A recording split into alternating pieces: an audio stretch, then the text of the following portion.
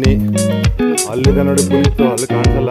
ದುರ್ಗಮ್ಮ ಅಂದರೆ ಒಳ್ಳೆ ಪದಗಳು, ಯಾರು